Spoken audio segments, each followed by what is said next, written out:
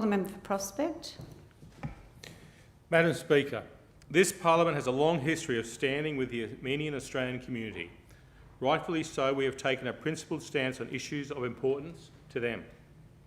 In 1997, the New South Wales Legislative Assembly took a bold step, becoming the nation's first jurisdiction to recognise the 1915-1923 massacres against the Armenian, Assyrian and Greek peoples perpetrated by the Ottoman Empire as genocide.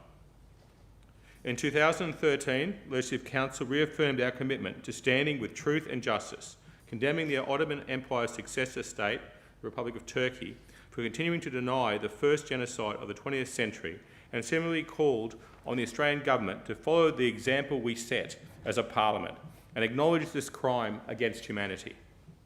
On September 7, 2020, as modern manifestations of and tribulations of the Armenian genocide were played out again against the indigenous Armenian population of Artsakh, the Legislative Assembly condemned the Turkish-backed Azerbaijani aggression and recognised the self-determination of the Republic of Artsakh. As a Parliament, our position is clear. Not fazed by party politics or ulterior motives, we recognise that by not condemning and learning from history, humanity is doomed to repeat it.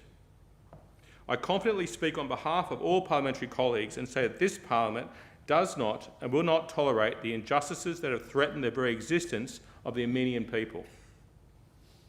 In the highlands of Western Asia, wedged between the Democratic Republic of Armenia and the brutal dictatorship of Azerbaijan, lies a cradle of civilization. Over 100,000 indigenous Christian Armenians who wake up every day fearing it is their last. September 27, 2020 marked the commencement of this nightmare. On this day, Azerbaijan's unprovoked, indiscriminate shelling of Artsakh, use of cluster munitions, Turkish-backed Syrian rebels commenced under the cover of a global pandemic. This nightmare has not ended. For 500 days now, 70% of the Republic of Artsakh remains under Azeri occupation.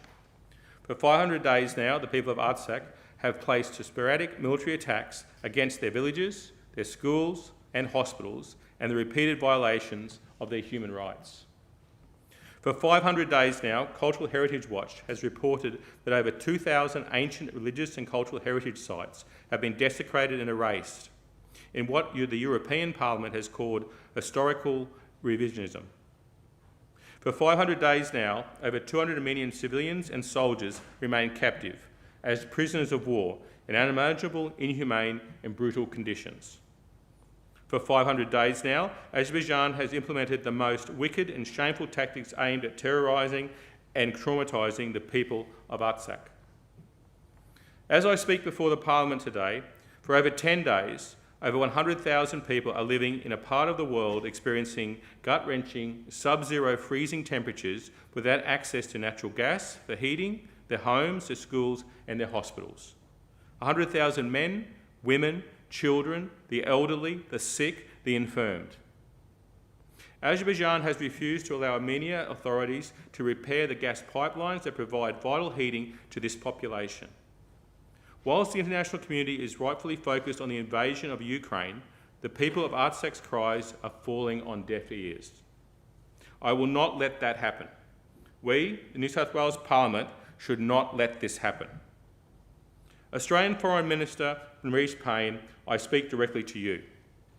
Whilst I praise our nation for the generosity we have shown to our friends and allies in their time of need, the Armenian people desperately need our help, now more than ever. I call on you to reassess the Armenian National Committee of Australia's request for urgent humanitarian assistance to Armenians who are currently living without access to proper heating and continue to deal with the mass humanitarian crisis resulting from the 2020 Nagorno-Karabakh war. To the OSCE Minsk Group, I speak directly to you. Enough is enough. Azerbaijan must be stopped. The petro-dictatorship of Aliyev must be stopped. The ongoing military violation discredits the Russian November 9 ceasefire agreement following the 2020 Nagorno-Karabakh war, which in turn resulted in the occupation of Artsakh. Since the 13th of May 2021, Azerbaijan has attacked the sovereign borders of Armenia time and time again. Australia must do better. The international community must do better. The Christian Armenians must be protected and helped in their time of greatest need.